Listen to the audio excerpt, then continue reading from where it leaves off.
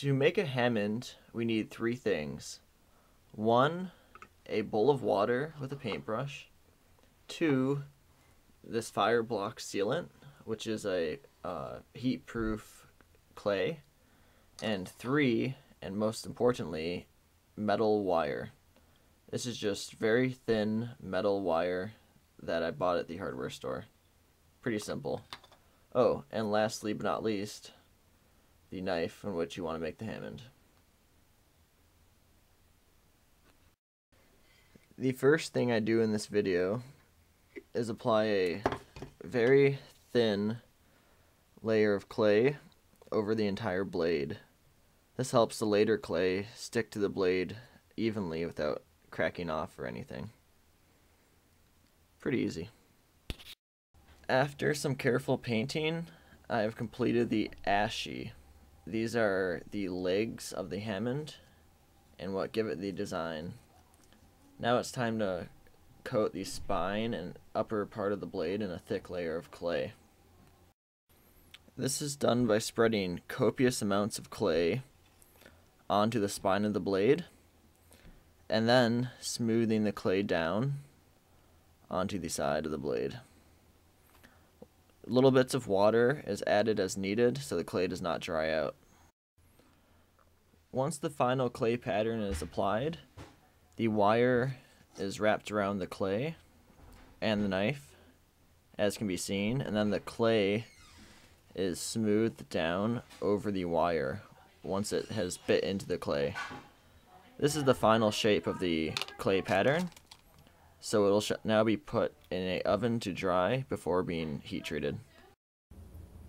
The blade is now put in a toaster oven for 400 degrees until the clay is dried, about half an hour. The knife just came out of the toaster oven. It is still very hot, and in the process I take it out about 5 minutes in and poke holes along the clay. Otherwise the water inside will boil and cause the clay to puff and crack off. This is not good for when you have to put it up to 1500 Fahrenheit.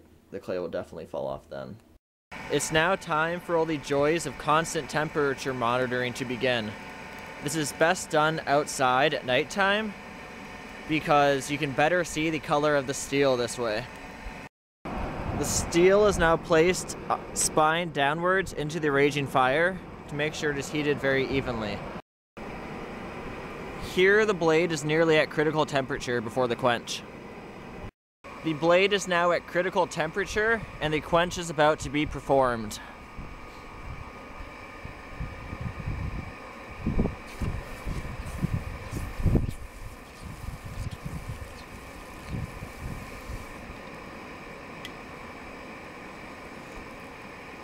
Easy as that. This is post-quench, and all the difference can be seen.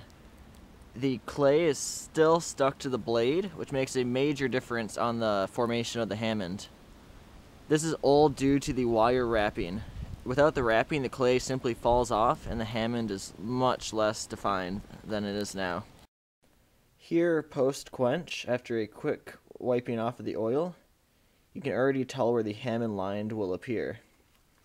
It's quite obvious with where the difference in contrast in the soft clay versus the hard clay. Now just time for some polishing. For etching the Hamon line, I find vinegar and lemon juice a little too slow. Here's a mixture of boiling sulfuric acid and water, which is making me cough. And the Hamon line is appearing very nicely on there.